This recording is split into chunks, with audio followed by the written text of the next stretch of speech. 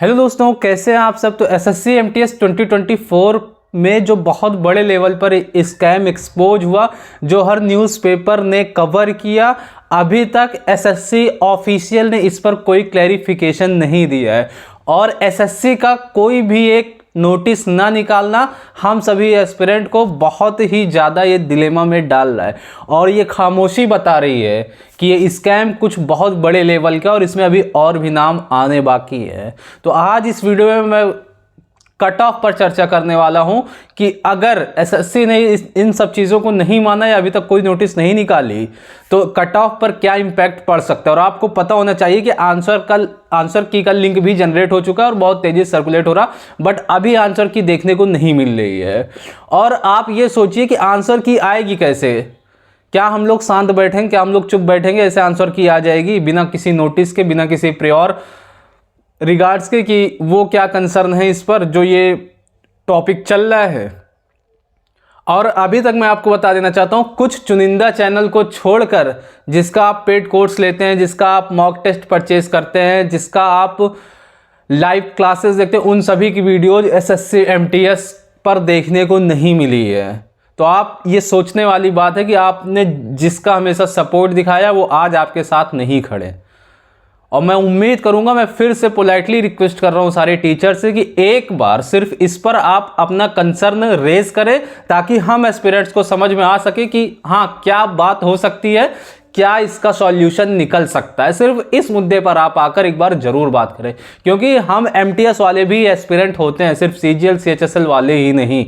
और ये कोई 20-25 लाख लोगों के भविष्य का सवाल नहीं, बल्कि उन 57 लाख स्टूडेंट ने जिन होप में फॉर्म अप्लाई किया वो उन सभी की होप का ये समझ लीजिए एक तरीके से हरासमेंट है।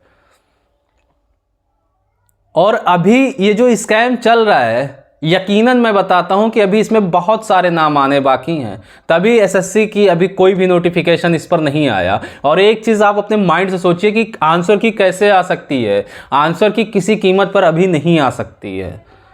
और अगर आंसर की आई, अगर हर चीज़ ऐसे ही चलता रहा, 101% कट ऑफ इतनी चली जाएगी कि आप आउट ऑफ सिलेक्शन हो जाएंगे। और मैं आपको एक अभी स्टैटिस बताने वाला हूं कि क्या इसमें हो सकता है।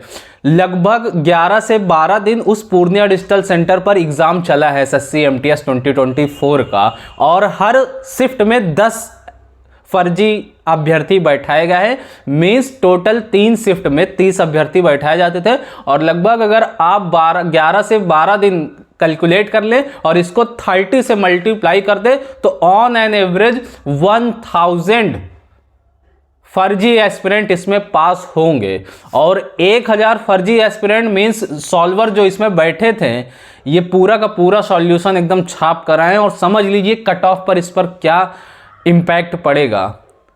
ये कट ऑफ पिछली बार आपको पता होगा कि एमटीएस बिहार की कट ऑफ 141 के अराउंड गई थी, 140 या 141 के अराउंड हो गई थी। तो इस बार ये जो इतने बड़े लेवल पर फर्जीवाड़ा हुआ, इस पर क्या इम्पैक्ट पड़ेगा कट ऑफ पर।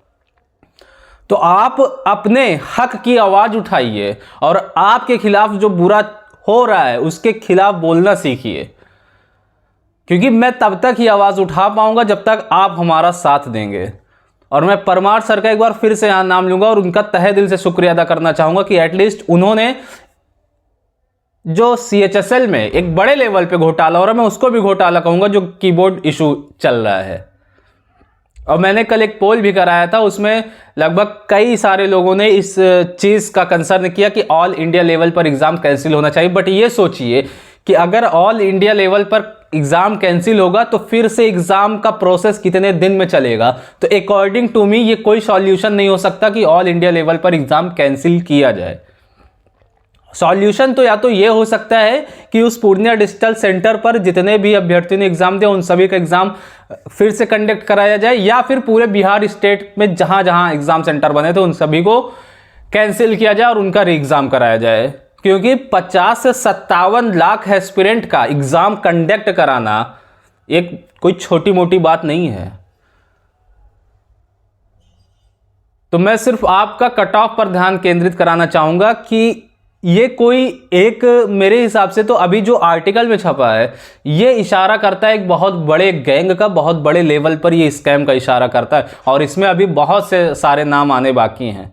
मैं आज फिर से इस वीडियो को टैग करूंगा अभिनय सर को, गगन प्रताप सर को, Rankers Gurukul Aditya Ranjan sir, RB Revolution by Education Shubham sir को, और सारे टीचर्स को फिर से टैग करूंगा कि एक बार प्लीज़ सर आप लोग आकर इस टॉपिक पर अपना कंसर्न ज़रूर दिखाएं, क्योंकि एमटीएस के बच्चों को भी आपसे उतनी ही होप है जितनी सीएचएसएल और सीजल वालों को होती है।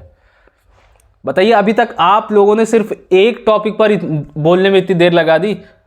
बहुत सारे बच्चे डिप्रेशन में जा चुके हैं जिनका लास्ट अटेम्प्ट था, जिनको लास्ट चांस फैमिली की तरफ से दिया गया था, वो बहुत ज़्यादा डिप्रेस्ड हैं। इससे तो डिप्रेस हैं कि उनके लिए कोई टीचर्स नहीं बोल रहा, सिर्फ कुछ चुनिंदा चैनल हैं जो इस पर आवाज़ उठा रहे, जैसे अड्डा 247 या एसएससी वाला, इन लोगों ने भरपूर आवाज़ उठाई, इन लोगों ने इस पर कंसर्न अपना जताया है।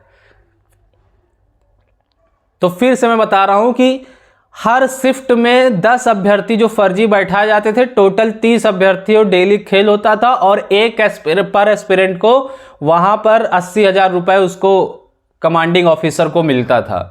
तो ऑन एन एवरेज अगर आपकी 9,92 वैकेंसी है तो 1,1200 वैकेंसी यूं ही चली गई समझ लीजिए, और 8,000 वैकेंसी पर देखिए कट ऑफ ऑलरेडी हर साल हाई जाती थी, बट इस बार जो इतने बड़े लेवल पर स्कैम हुआ तो इसका इंपैक्ट आप खुद सोच सकते हैं कि कितना पड़ेगा इस पर। तो कट ऑफ ऑलरेडी हाइक कर जाएगी, आप कुछ नहीं कर सकते इसमें। तो मैं जब तक आवाज़ रेस करता रहूँगा जब तक आप लोगों का सपोर्ट है, अदरवाइज मैं अकेले क्या करूँगा या कितना इस पर बोलूँगा।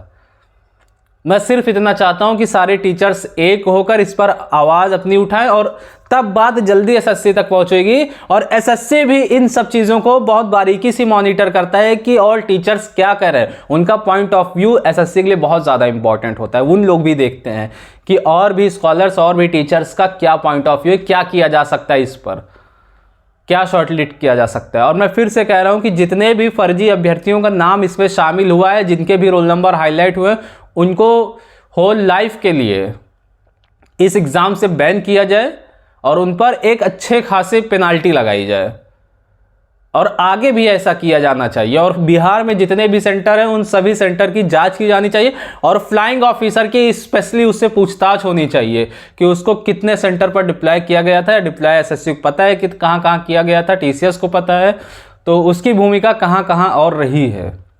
और इसमें अभी बहुत से नाम जाहिर होंगे, और अभी अगर आज शांत हो जाते हैं आप, तो आगे समझ लीजिए आपके लिए फिर कुछ नहीं होना। आप नौकरी के लिए रात दिन पढ़ाई करिए, और उधर पैसे वाले पैसे लेकर बैठे हैं नौकरी खरीदने के लिए। बताइए, कोई छोटा मोटा इशू नहीं, कोई 100 कोई 1-2 वैकेंसी से भी बहुत इंपैक्ट पड़ जाता है। 1-2 वैकेंसी की बात नहीं है, 1,000-1,200 सीटें यूं ही बिक जा रही हैं। और ये मेरे वर्ड्स नहीं है, ये सारे आर्टिकल में छपे हुए हैं। वहाँ लगभग 11 से 12 दिन, और वो सेंटर ही इसलिए बनाया गया था यार। और एसएससी का जो ये काम एंड शीरीन एकदम शांति बनाए रखना, ये भी एक बड़ी स्कैम की तरफ इशारा करता है कि हो में भी एसएससी बहुत बड़े लेवल पर जांच करवाती हो, अपने इंटरनल इन्वेस्टिगेशन करवाती हो कि और किस सेंटर पर। तो हो सकता है एसएससी का बाद में नोटिफिकेशन कोई आता है, बट अभी आंसर की का कोई भी सॉल्यूशन नहीं है कि आंसर की आ जाएगी इतनी जल्दी। बिना नोटिफिकेशन, प्योर नोटिफिकेशन कोई आंसर की नहीं आएगी, और इस मामले पर एसएससी को हर हाल में बोलना ही होगा किसी भी कीमत पर। अभी कट ऑफ आंसर की हर तरफ चल रहा है, बट आप कमेंट सेक्शन में एसएससी एमटीएस स्कैम करके पूरा स्पैम करिए ज़्यादा से ज़्यादा। किसी का एग्जाम अच्छा गया, किसी का खराब गया, ठीक है, जिसका अच्छा गया उसके साथ क्यों ये नाइंसाफ़ी होनी चाहिए। ऑल इंडिया लेवल पर एग्जाम कैंसिल करना, मैं फिर से कह रहा हूँ, कोई सॉल्यूशन नहीं हो सकता। या तो सिर्फ बिहार स्टेट का कैंसिल किया जाए, या तो फिर उस डिजिटल सेंटर का जहां पर ये बड़े लेवल पर स्कैम चल रहा था, और उस सेंटर को हमेशा के लिए बैन कर देना चाहिए, ब्लैक लिस्ट कर देना चाहिए, ताकि कभी कोई सेंटर वहां ना जा पाए और ऐसी सिचुएशन ना पैदा हो। और आंसर की या कोई भी किसी भी रिलेटेड कोई भी आपको नोटिस आती है तो मैं सबसे पहले आप तक पहुंचाऊंगा, तो आप इसके लिए बिल्कुल परेशान मत होइए, अपने आगे प्रिपरेशन आप कंटिन्यू रखिए, ठीक है ना। तो यूं ही ऐसे परेशान होना, बार बार खुद को हेडेक देना।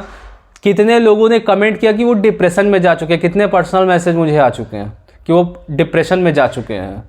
बताइए उन लोगों को क्या कसूर है जिनका लास्ट अटेम्प्ट था, एक ने तो कहा कि जितनी बार भी मैं एग्ज़ाम में बैठा हूँ, जिस एग्ज़ाम में, उस एग्ज़ाम में स्कैम हो गया और उसकी किस्मत ही ख़राब है। किस्मत नहीं यार, यहाँ सिस्टम ही करप्ट हो रखा है, सब सिस्टम में बैठे लोग ही करप्ट हो रखे हैं।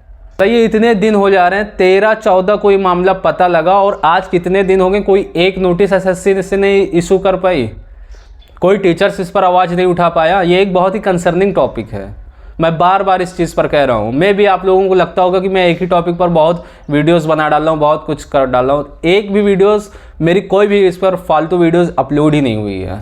ना मैंने कट ऑफ से रिलेटेड कोई वीडियो बनाई, ना आंसर की से रिलेटेड कोई बनाई। जो बनाया एकदम जेन्युइन इन्फॉर्मेशन के साथ बनाई है आपको। आई होप इन सब बातों को आप ज़रूर सोचे समझेंगे और अपने हक के लिए बोलना सीखेंगे। जो आपका हक मारा जा रहा है, जो आपका समझ लीजिए हक और सच की बात है, जो आप अपने लिए आवाज़ उठा रहे हैं। तकलीफ होती है यार।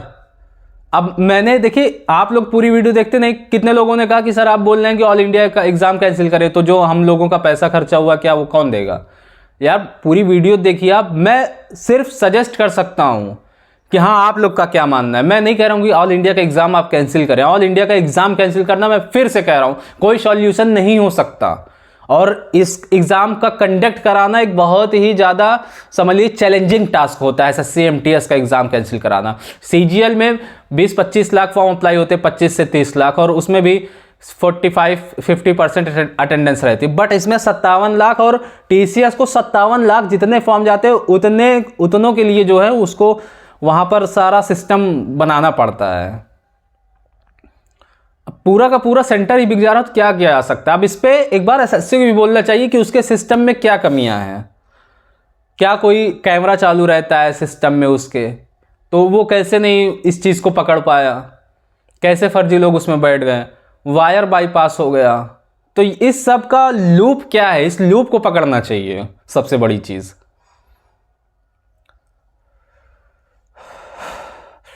मिलता हूं आपके साथ नए वीडियो में। Thanks for watching.